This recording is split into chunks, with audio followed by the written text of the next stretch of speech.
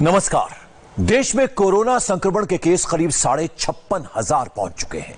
1,886 लोगों की जान जा चुकी है। कुछ देर पहले मुंबई से खबर आई है कि 748 नए पॉजिटिव केस मिले हैं, जबकि 25 लोगों की मौत हो गई है। वाकई मुंबई में हालात बहुत बिगड़ते जा रहे हैं। पहले सरकार ने अनुमान जताया था कि देश में 16 मई तक कोरोना के नए केस आना बंद हो सकते हैं, लेकिन मौजूदा स्पीड देखकर लगता नहीं कि ऐसा हो पाएगा। एक्सपर्ट्स कह रहे हैं कि कोरोना अगले 90 दिन में पीक पर पहुंच सकता है। ऐसे में बड़ा सवाल यह है कि क्या 17 मई के बाद देश में लॉकडाउन हटेगा या फिर नहीं। प्रधानमंत्री के सामने मुश्किल चुनौती है। इंडिया टीवी आज आपको इंटरनेशनल स्टैंडर्ड के प्रोजेक्शन, साइंटिफिक रिसर्च और ग्राउंड रिपोर्ट के साथ बताएगा कि भारत में कोरोना का ट्रेंड ग्राफ क्या कह रहा है और लॉकडाउन हटने के कितने चांस हैं।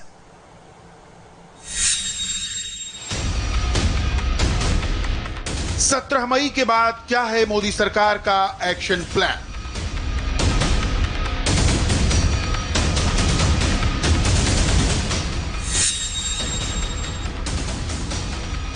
देश में कैसे होगा लॉकडाउन 3 का द एंड।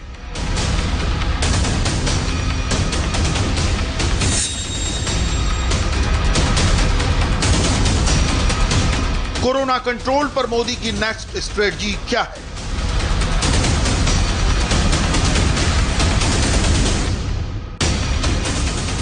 कोरोना के किलर वायरस को कुचलने के लिए देश में लॉकडाउन को 17 मई तक बढ़ाया गया ताकि कोरोना इन्फेक्शन का चेन टूटे, लेकिन देश का बढ़ता कोरोना मीटर बता रहा है कि कोरोना का चेन टूटने की बजाय जुड़ता जा रहा है। लोगों की लापरवाही से कोरोना को संजीवनी मिल रही है। ऐसे में हर कोई ये जानना चाहता है कि कोरोना पर काबू और लॉकडाउन से लोगों को मुक्ति दिलाने के लिए देश के प्रधान के पास क्या निदान है। मोदी सरकार को देश की 3 बड़ी संस्थाओं ने लॉकडाउन के भविष्य पर क्या सलाह दी है, इसे भी जानना बहुत जरूरी है, क्योंकि भारत का कोरोना मीटर और भयावह होता जा रहा है। कोरोना संक्रमितों की तादाद 56,000 पार कर गई है। 1880 से ज्यादा लोगों की मौत हो चुकी है। अब तक 16,500 से अधिक लोग ठीक हो चुके हैं। लेकिन एम्स के डायरेक्टर और दूसरे एक्सपर्ट्स की माने तो भारत में कोरोना का मीटर अभी और बढ़ने वाला है, क्योंकि कोरोना संक्रमण का डबलिंग रेट कम होता जा रहा है। डबलिंग रेट के कम होने का मतलब है खतरे का और बढ़ना। आसान शब्दों में समझें तो डबलिंग रेट का मतलब यह है कि भारत में कोरोना संक्रमण के मरीजों की तादाद कितने दिनों में दोगुनी हो रही है। यानी डबलिंग रेट जितना घटेगा उतने ही कम दिनों में कोरोना केस दोगुना हो जाएंगे। फिलहाल देश में कोरोना का डबलिंग रेट 10 दिन है। अगर ये रेट 10 दिन का ही बना रहा तो भारत में कोरोना केस के 2 गुने से 4 गुना और 4 गुने से 16 गुना होने में बस 1 महीने का वक्त लगेगा। कैसे, इस कोरोना ग्राफ से समझ लीजिए।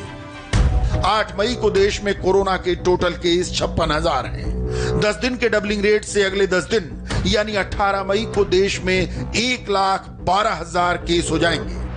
28 मई तक 2,24,000, 7 जून तक 4,48,000 और 17 जून तक देश का कोरोना ग्राफ 8,96,000 पर पहुंच जाएगा। यानी सिर्फ 1 महीने में कोरोना केस 16 गुना बढ़ जाएंगे।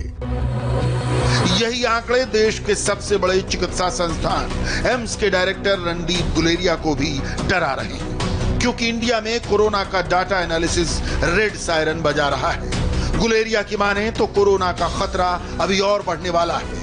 जून, जुलाई, अगस्त में कोरोना अपने पीक पर रहने वाला है। मॉडलिंग डेटा के हिसाब से ये है कि जैसे जैसे केसेस बढ़ रहे हैं उसके हिसाब से ये लाइकली है कि जो हमारी पीक है वो जून जुलाई में आ सकती है।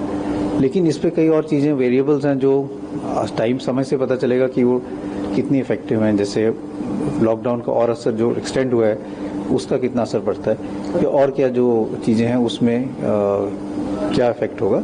लेकिन अगर आज का डेटा देखें तो उसमें यही लगता है कि जो पीक है वो जून जुलाई में आ सका। ये एम्स के डायरेक्टर का सिर्फ खतरे का पूर्वानुमान नहीं है, बल्कि पूरी तरह से गणित पर बेस्ड है, जिसे कोरोना काल में डेटा मॉडलिंग का नाम दिया गया है। किसी भी देश में कोरोना केस का फोरकास्ट बताने वाले मॉडलिंग की एबीसीडी भी आपको समझाएंगे, लेकिन उससे पहले ये जान लीजिए कि देश का स्वास्थ्य मंत्रालय एम्स के डायरेक्टर के पूर्वानुमान से कितना इत्तेफाक रखता है। इंडिया टीवी संवाददाता आनंद पांडे ने जून जुलाई में कोरोना के पीक पर पहुंचने से जुड़ा सवाल जब हेल्थ मिनिस्ट्री के ज्वाइंट डायरेक्टर लव अग्रवाल से प्रेस कॉन्फ्रेंस में पूछा तो उन्होंने क्या जवाब दिया, ये उन्हीं की ज़बानी सुनिए। एम्स के डायरेक्टर का एक बयान आया कि जो कोरोना का पीक है वो जून जुलाई तक जाएगा, तो क्या हम इस लड़ाई को इतने लंबे समय तक लड़ने के लिए तैयार हैं और क्या हमारा मेडिकल सिस्टम जो है वो तैयार है इतनी लंबी इस लड़ाई को लड़ने के लिए? सर, विद रिस्पेक्ट टू जैसे कि एम्स के डायरेक्टर साहब ने कहा है और इससे पहले भी हम लोगों ने कई बार चर्चा की है कि अगर हम रिक्वायर्ड डूज एंड डोंट्स का पालन करेंगे, required processes in terms of clinical management उसको फॉलो करेंगे तो हो सकता है कि हम पीक को अचीव ना करें, हमारा कर्व इसी तरह से फ्लैटन रहे। लेकिन जिस भी समय पर अगर हम कोई भी प्रिकॉशंस का रिक्वायर्ड प्रोसेसेस का पालन नहीं करते हैं तो केसेस में स्पाइक आने की संभावना रहती है, जिसके लिए ही हम आपके द्वारा सबसे रिक्वेस्ट करते हैं कि काइंडली हमें हर तरह का सपोर्ट दिया जाए, कम्युनिटी सपोर्ट मिले, फील्ड में हर तरह से एक्शन और सपोर्ट हमारा उस तरह से चलता रहे कि हम उस पीक को ऑब्जर्व ना कर पाएं। सुना आपने, कोरोना से आपको सिर्फ और सिर्फ सावधानी बचा सकती है। अगर आप जरूरी एहतियात नहीं बरतते तो कोरोना से आपको न तो सरकार बचा सकती है और न सेना, क्योंकि जब तक कोरोना की वैक्सीन नहीं बन जाती तब तक कोरोना कहीं नहीं जाने वाला। ऐसे में लोगों को कोरोना के साथ ही जीना सीखना होगा। हमें और आपको कोरोना वायरस के बीच से वैसे ही बचना होगा जैसे 32 दांतों के बीच में हमारी जीभ बचती है। अगर बच के रहे तो खुद भी कोरोना से बचे रहेंगे, अपने परिवार को भी बचाए रखेंगे, वहीं देश के कोरोना केस में भी कमी आएगी। ये सच इसलिए भी काबिले गौर है कि पहले सरकार ने 24 अप्रैल को कोरोना का डेटा एनालिसिस करके बताया था कि अगर तब की रफ्तार से कोरोना का ग्राफ रहेगा तो 16 मई आते आते नए केस आने बंद हो जाएंगे। सरकार की तरफ से जारी कोरोना ग्राफ के मुताबिक 25 मार्च को हमारे पास 657 केस थे, जो 6 अप्रैल को 4778 हुए। 23 अप्रैल को केसेस का आंकड़ा 23,077 है। केस की सी डबलिंग रफ्तार को देखते हुए कहा गया कि 16 मई को यह ग्राफ एकदम फ्लैट हो सकता है, लेकिन वैसा हुआ नहीं। जाहिर है ये एक अनुमान था, कल किसने देखा है। आंकड़ों से सिर्फ अनुमान लगता है, लेकिन सच और संभावना के बीच बहुत कुछ घटता है। अभी के आंकड़ों को देखकर ये लगता है कि 16 मई तक नए केस का शून्य होना मुश्किल है। देश का औसत डबलिंग रेट अभी 10 दिन का है, यानी 10 दिन में कोरोना के मरीज दोगुने हो रहे हैं। अगर राज्यों की बात करें तो महाराष्ट्र और गुजरात में केस 10 दिन में डबल हो रहे हैं। मुंबई और अहमदाबाद शहर में डबलिंग रेट 10 दिन से भी कम है।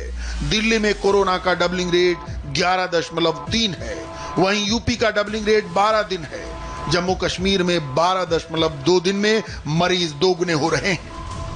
जरूरत देश के डबलिंग रेट को हर हाल में कम करने की है, क्योंकि अगर ये रेट कम नहीं हुआ तो वही होगा जिसकी ओर एम्स के डायरेक्टर ने इशारा किया।